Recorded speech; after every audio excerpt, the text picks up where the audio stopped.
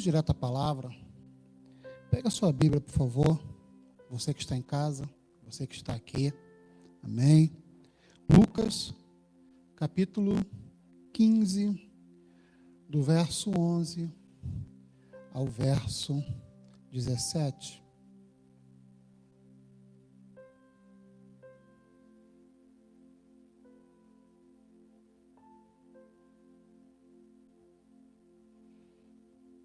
Né? 17 até o verso 20, melhor. Amém? Amém? Todos já acharam? Graças a Deus. Diz assim: Jesus continuou. Certo homem tinha 2 filhos. O mais moço deles disse ao pai: Pai, quero que o Senhor me dê a parte dos bens que me cabe. E o pai repartiu os bens entre eles. Passado muitos dias, o filho mais moço, ajuntando tudo o que era seu, partiu para uma terra distante e lá desperdiçou todos os seus bens, vivendo de forma desenfreada. Depois de ter consumido tudo, sobreveio àquele país uma grande fome, e ele começou a passar necessidade. Então, foi pedir trabalho a um dos cidadãos daquela cidade. E este o mandou para os seus campos, a fim de cuidar dos porcos. Ali, desejava alimentar-se das alfarrobas que os porcos comiam, mas ninguém lhe dava nada. Então, caindo em si, disse: Quantos trabalhadores de meu pai têm pão com fartura, e eu aqui estou morrendo de fome. Vou me arrumar, voltar para o meu pai e dizer-lhe: Pai, pequei contra Deus e diante do Senhor. Já não sou digno de ser chamado seu filho. Trata-me como um dos seus trabalhadores. E arrumando-se, foi para o seu pai. Amém? Feche seus olhos. Senhor, te agradecemos pela leitura da tua palavra. Te pedimos, ó Deus, trabalhe em nossos corações, que os nossos corações sejam terras férteis para a tua palavra. Que tu possa fazer essa boa semente germinar em cada um dos corações. Amém. Amém. O texto que nós estamos lidando, ele faz parte de um conjunto de parábolas que Jesus está falando ao seu povo. No verso 1 e 2, nós vamos ver desse mesmo capítulo, nós vamos ver o Senhor comendo, estando junto com publicanos e pecadores. E quando ele está almoçando, está comendo com eles, a Bíblia diz que se ajuntam perto deles fariseus e escribas e começam a murmurar, porque Jesus está fazendo uma refeição com esses homens que eram pecadores. E tendo em vista isso, Jesus ele tem que fazer uma defesa. Não uma defesa dos publicanos e dos pecadores. Ele tem que se defender. Porque, na verdade, o que está acontecendo aqui não é uma acusação ou uma murmuração, porque simplesmente Jesus, ele está sentado com eles. O que está acontecendo aqui é que Jesus ele está sendo acusado de estar com pessoas impuras, e por causa disso, se ele se declarava um Messias, um rabi, um rabi, um mestre, um homem dirigido por Deus, ele deveria entender que aqueles homens, eles feriam o ordenamento que era colocado, que o pai já ensinava desde pequenininho, que se um filho tocasse a sua mão, e na hora de comer, se ele tocasse em alguma coisa, ele deveria lavar as mãos, porque ele podia estar contaminado. Não por uma higiene, né, um padrão de, vamos dizer assim, de higiene, mas sim porque, de repente, algum impuro, um gentio, ou um samaritano poderia passar por ali, e ele poderia estar contaminado. Então, para se defender, Jesus ele propõe 3 parábolas. A primeira parábola que você pode encontrar aí, se a sua Bíblia for bem parecida com a minha, é a parábola do bom pastor, que vai em busca da ovelha perdida, de um pastor que está ao campo e de repente ele percebe que uma das suas 100 ovelhas está perdida e ele deixa as suas 99 ovelhas e vai buscar a 100ª. Depois se encontra uma parábola onde uma mulher que perde uma dracma, que é uma moeda, perde uma das suas 10 dracmas e ela faz uma limpa na casa para achar aquela dracma. E essa terceira parábola, que é a parábola do filho pródigo, ou do filho perdido. Então, nestas parábolas, nós vamos ver que Jesus ele faz uma defesa sobre o que está acontecendo ali. Nesta parábola que nós estamos aqui vendo, e de repente para nós que não temos uma grande familiaridade com esse tipo de texto, nós precisamos entender que uma parábola é uma história contada, mas que ela tem um fundamento. As parábolas são comuns, eram comuns ali naqueles locais, né, naquela literatura oriental. E elas consistiam de uma história que pretende trazer algum ensinamento à vida. Elas possuem simbolismo, aonde cada um dos elementos que compõem, que são relatados na parábola, tem algum significado. Então, Jesus ele não está simplesmente contando uma história para passar o tempo. Ele está ensinando alguma coisa aos ouvintes ali. A primeira coisa que nós podemos, e eu gostaria de colocar, né, pensar alguns pontos que nós podemos ver aqui, e depois falar algo sobre isso, algumas coisas que Deus nos mostra sobre isso. A primeira coisa é que não era comum um filho solicitar a sua herança, ainda quando o pai estava vivo. Todos nós entendemos que herança, ela diz respeito quando alguém morre e deixa para alguém. E nesse caso aqui, o filho mais moço, ele solicita a herança, ele solicita a sua parte da herança, ainda quando o pai ainda está vivo. Praticamente ele estava falando que ele queria que o pai já tivesse morrido, para ter origem. Que ele queria ter ele queria algo do pai, mas ele não queria o pai. Ele queria alguma coisa que o pai tinha, mas ele não queria ter este relacionamento com o seu pai. Praticamente ele está ofendendo o seu pai. E isto, tanto numa cultura oriental, como uma cultura ocidental, como a nossa, é uma ofensa grave, você dizer. Isso, inclusive, se encontra dentro dos escritos da Bíblia. Tanto Deuteronômio como Levítico tratam que quando um filho ele ofende o pai, é um filho que ele deixa de ter os valores que os pais ensinam para ele, beberrão, devasso, uma pessoa que naquele sentido, fugia dos padrões morais daquela época. Depois do pai falar com ele, se ele não entendesse o que o pai estava falando, o pai, inclusive, poderia deserdá-lo, em último caso, conforme Êxodo, 21:7, ou Deuteronômio 21 também, poderia pegar essa pessoa, esse filho, levá-lo até os anciões, falar: olha, meu filho é um beberrão, é rebelde, e ele tem que ser castigado. E diz que este rapaz, ele seria apedrejado e morto, para que o mal, que é a rebeldia, não se alastrasse pela cidade. Então, o que esse filho está fazendo é uma ofensa grave.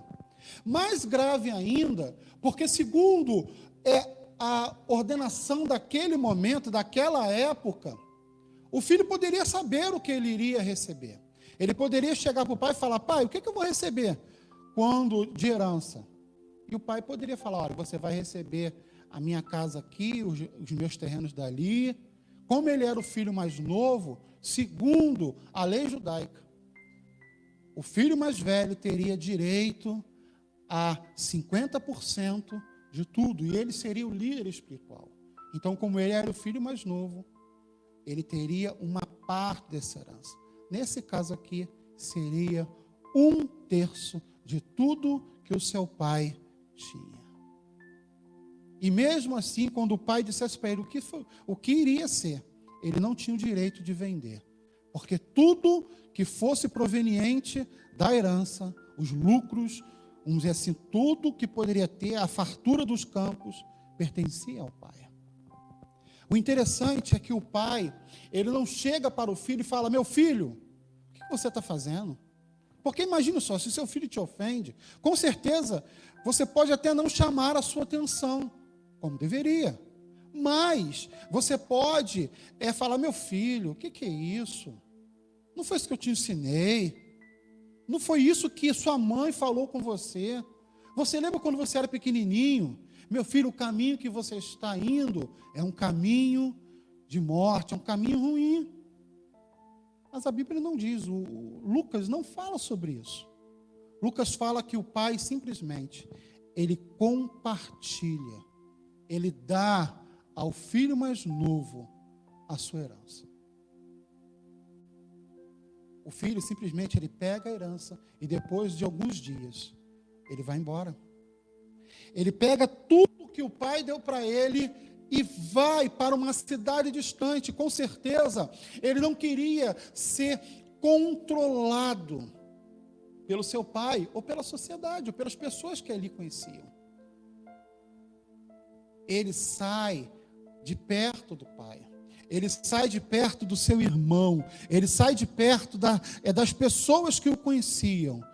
E diz o verso 14, que ele sai, melhor, o verso 13, que ele sai dali, vai para uma cidade distante e vive uma vida dissoluta, gastando tudo aquilo que o seu pai lhe deu.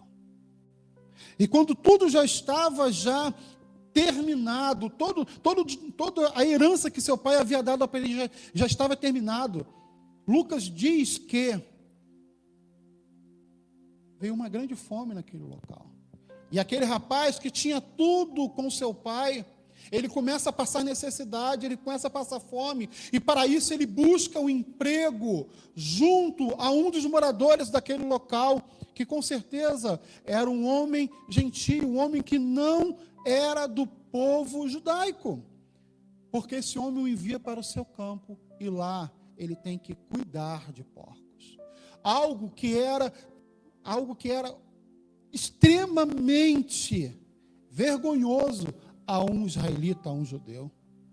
E ele tem, e o pior de tudo, que o verso 15 e 16 informa que ele cuidava dos porcos e tinha vontade de se fartar das alfarrobas, ou seja, das vagens. Para nós que não temos tanta, vamos dizer assim, proximidade com isso, para nós é estranho falar sobre alfarrobas. Mas até mesmo no costume judaico, isso era algo que estava dentro da lei. Dizia que quando um israelita, quando Israel começasse a comer das vargens, ou seja, das alfarrobas, ele se converteria ao Senhor. Então, o que Jesus está falando aqui é que esse jovem chegou ao nível mais baixo que ele poderia. de um momento onde ele tinha tudo que ele poderia querer. Ele era o filho amado do seu pai, ele era alguém que estava na casa do seu pai, e ele tinha de tudo, ele tinha dinheiro, ele tinha terras, ele tinha uma família que o amava, e de repente ele se afasta daquela família, e Lucas, informando as palavras de Cristo, diz que esse jovem passa fome. Esse jovem, ele começa a ter necessidades. Ele foi do mais alto prazer, lá do píncaro da alegria, até o fundo da desolação. Mas quando ele chega lá no fundo, Lucas, ou melhor, Cristo, né? Eu estou falando Lucas porque é no livro de Lucas, mas Cristo, ele diz que aquele jovem, nesse momento, ele cai em si. A Bíblia diz que ele cai em si. Acompanhe comigo, por favor, o verso 15 e 16, que diz assim, deixa eu achar aqui, fugiu aqui. Então foi pedir trabalho a um dos cidadãos daquela terra, e este o mandou para os seus campos, a fim de cuidar dos porcos. Ali ele desejava alimentar-se das alfarrobas que os porcos comiam, mas ninguém lhe dava nada. Então, caindo em si, disse: quantos trabalhadores meu pai tem? Tem pão com fartura, e eu aqui estou morrendo de fome. Ele cai em si. Ele cai, parece que a ficha cai na sua cabeça. Isso é algo interessante, porque aquele jovem, ele se lembra da bondade do seu pai, ele se lembra de como seu pai lida com os seus trabalhadores, que com certeza não eram escravos.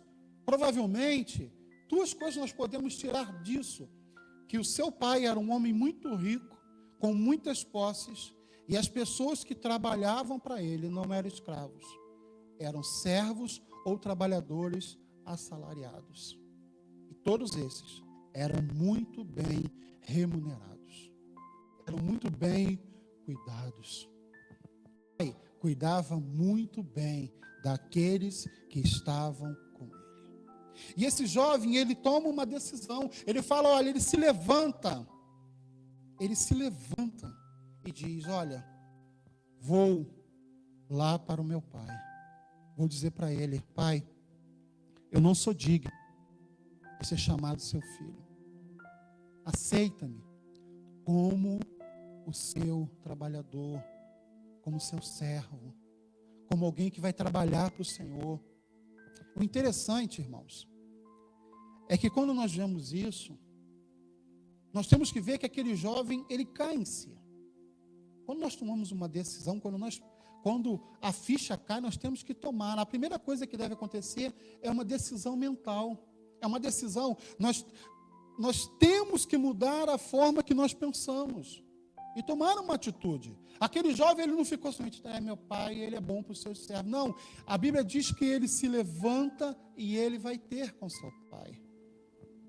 Ele toma uma posição de estar junto ao pai. Algo interessante é que ele diz, olha, quando ele se aproxima do seu pai, ele diz, pai, pequei contra os céus e contra o Senhor. Não sou digno de ser chamado seu filho.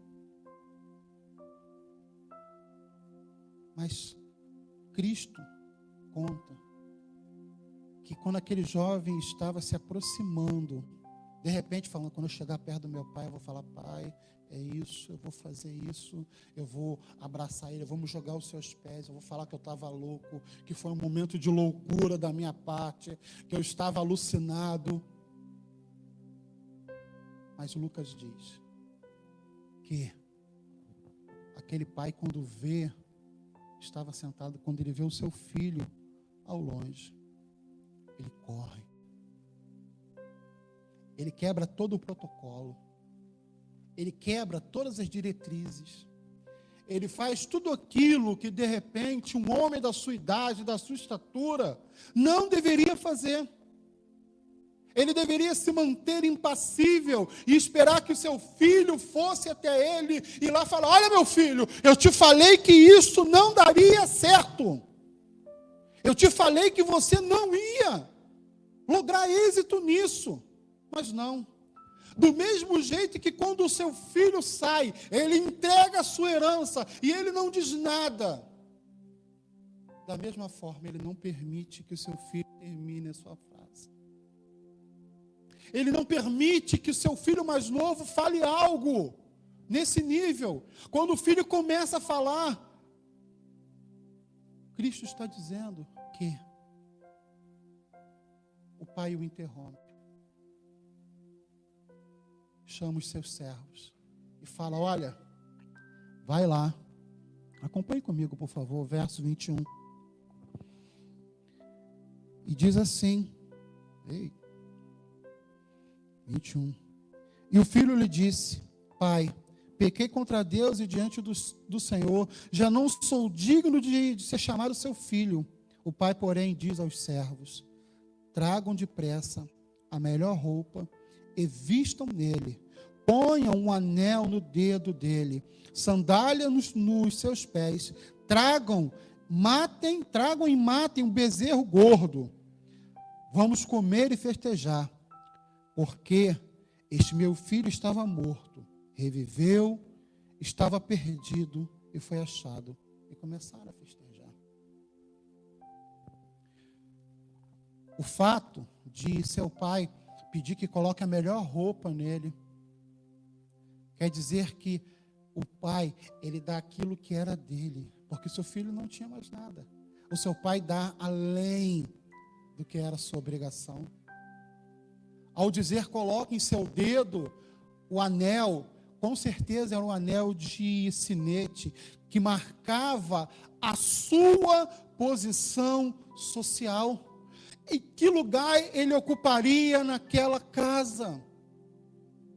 Ao colocar sandálias em seus pés, ele está falando que ele não o aceitaria como um servo, não o aceitaria como um escravo ou um trabalhador, mas estaria aceitando ele como filho, porque os escravos não usavam naquele momento sandálias.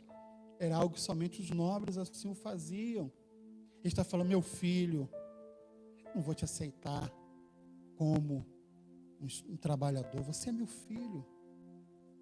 E mata o boi gordo, né? Bom, isso, né? Matou o boi gordo. Dá até uma coisa no estômago, né? Mateus chegou a lamber o beiço. Hein? Matou o boi gordo. Ou seja, o boi gordo era aquele bezerro cevado, cuidado com carinho. Com certeza, preparado para uma grande cerimônia. Talvez a idade adulta, né, de algum filho, ou o casamento do filho mais velho. Lucas não diz isso. Só diz só que matou o boi gordo. O pai o aceita, o reintroduz em sua casa e fala: meu filho, você estava morto. Fala ao servo, né? O meu filho estava morto, mas agora ele está vivo, vamos festejar. Que coisa maravilhosa. Mas acontece que enquanto a festa acontecia, o irmão mais velho chega e ele começa a ouvir os sons que ali estão. E ele fala: o que é isso? E um dos servos diz: olha, é o teu irmão. O que foi? Ele voltou e o seu pai mandou matar o boi gordo, colocou uma roupa festiva, colocou o anel de sinete e estamos festejando. E Lucas diz que aquele jovem, ele não quer entrar. Ele não quer entrar, diz que ele fica do lado de fora, chateado, ele não quer entrar na festa. Ele não quer participar da alegria que seu irmão está de volta. E mais uma vez, o seu pai.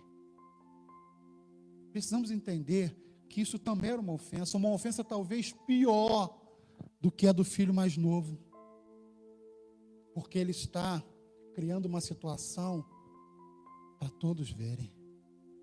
Ele quer que todos vejam que ele está chateado. E quando o pai sai e tenta demovê-lo da ideia, ele fala: olha, pai, esse teu filho que gastou o teu dinheiro, gastou a tua herança, ele vai embora, e agora ele volta, eu só mando matar o boi gordo. Pai, há quanto tempo estou contigo, pai? E o Senhor nunca me deu nem um cabrito para compartilhar com os meus amigos. E talvez o pai poderia falar: meu filho, fica quieto, é tudo meu, eu dou quando eu quero. Mas não, ele fala: não, meu filho, não é assim não. Senta aqui do meu lado. Meu filho, você sempre esteve comigo. O que é meu é seu. E o pai não está falando nada demais, porque o filho mais moço já havia pego tudo que pertencia a ele. Então os 2/3 que nós já falamos aqui pertencia agora ao filho mais velho. Tanto legalmente como hierarquicamente, tudo era do filho mais velho. O filho mais novo não tinha mais direito a nada, só tinha direito ao pai. E o pai fala: meu filho, você teve esse tempo todo comigo? Talvez dizendo: será que era tudo isso que você esperava? Somente que eu morresse para poder ficar com o restante da minha herança? Meu filho, você sempre esteve comigo. O que é meu é seu. Mas o seu irmão que estava morto voltou. E nós temos que nos alegrar, porque aquele que estava morto agora vive.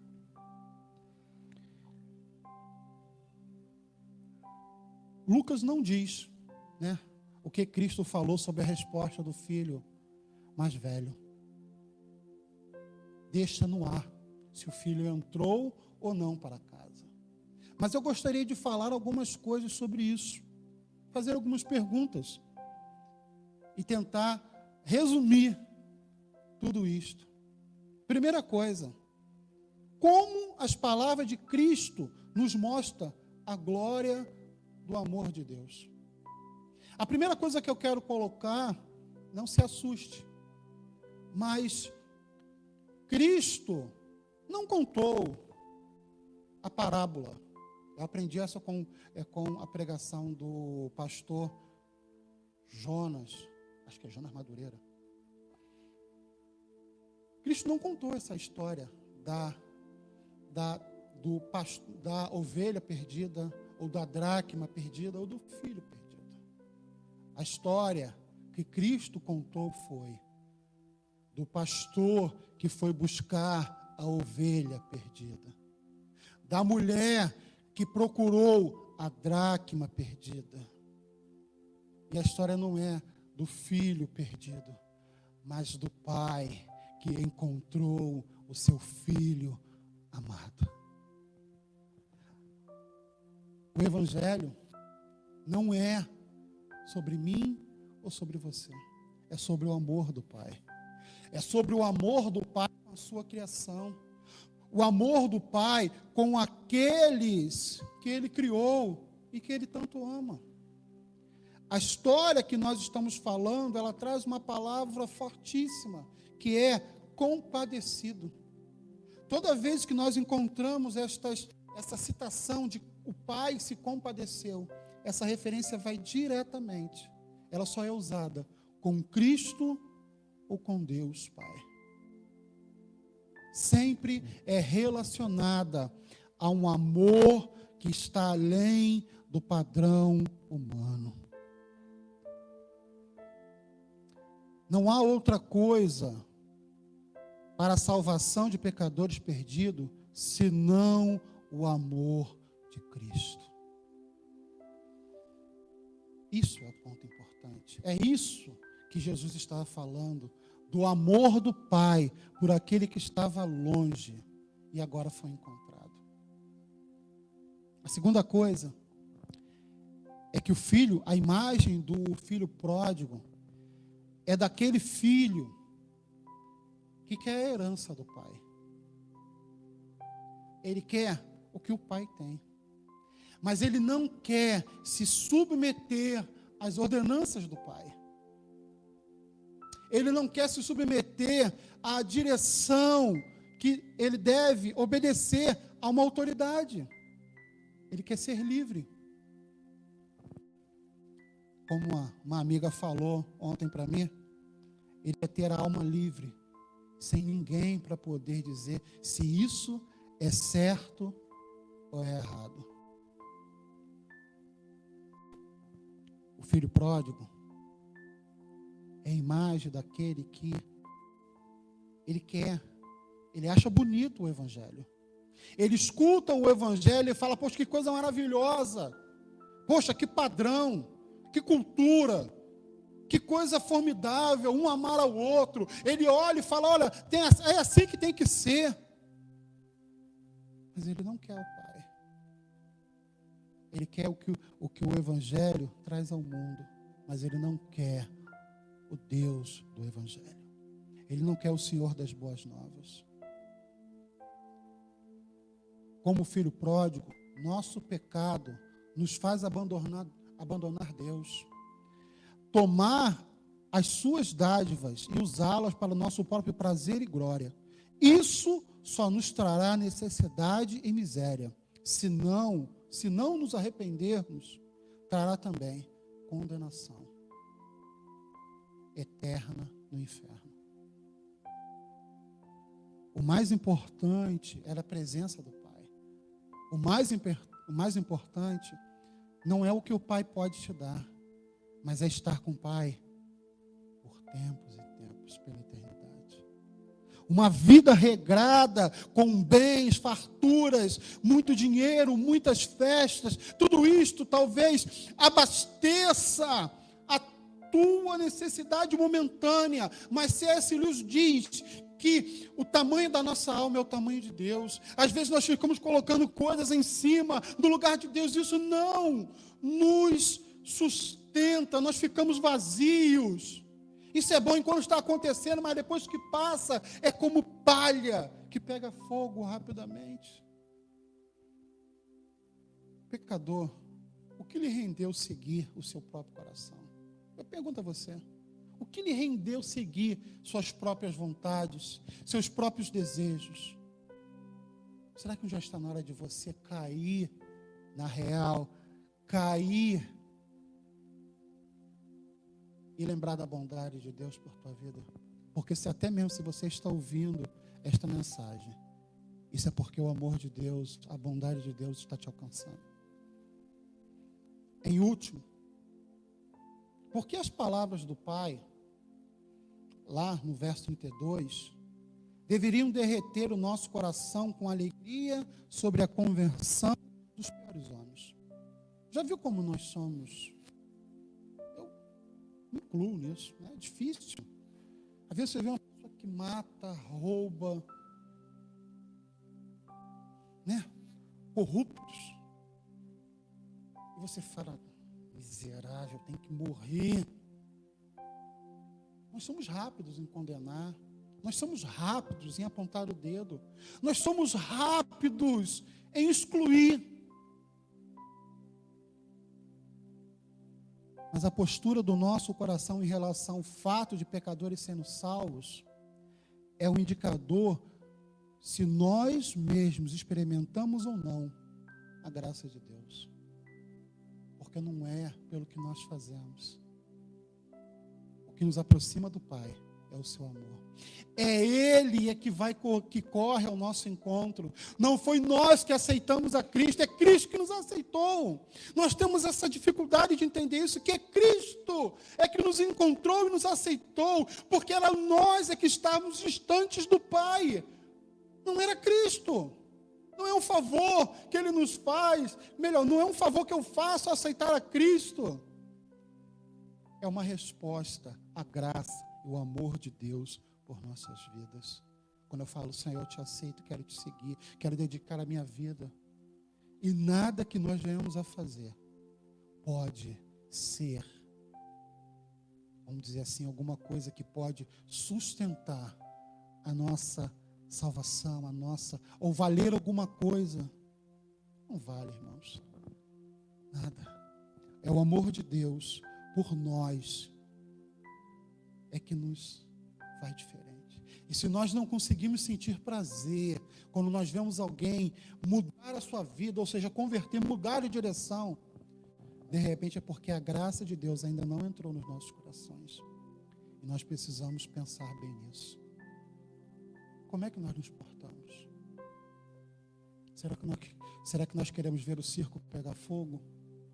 Tomara que vai para o inferno. Eu tenho uma amiga que ela fala: eu vou mandar o anjo perseguidor, né? O anjo da justiça atrás de você. Eu fico imaginando, o anjo da justiça atrás de alguém. Já imaginou se ele volta e decide: peraí, eu vou começar contigo. Está perdido. Porque não é porque aceitamos a Cristo que nós nos tornamos imunes ao pecado. Não é porque nós aceitamos a Cristo que nós não falhamos, que a nossa mente às vezes não vagueia. Mas é pelo amor de Cristo é que nós não vamos para longe dele. É ele que tomou a iniciativa conosco. E nós temos que agradecer isso a ele. Amém? Que nós possamos ter essa visão. Que o melhor é estar com o Pai. É ele que nos sustenta, nos dá vida, nos dá alegria. E ele nos convida para nós festejarmos com ele. Tanto você que um dia já esteve com o Pai, como você que nunca teve essa oportunidade. O mesmo amor que chama o pecador, aquele que um dia já esteve dentro da casa do Senhor, é o mesmo que chama aquele que nunca deu ouvidos à voz do Pai. É o mesmo Pai, é o mesmo amor pela tua vida e pela minha. Amém? Graças a Deus. Eu quero orar com você. Peço desculpas, passei 5 minutos do que me foi dado, entendeu? Gostaria de orar com você. Assentado ou de pé, né? Está na sua casa, sentadinho no sofá ou numa cadeira. Feche seus olhos.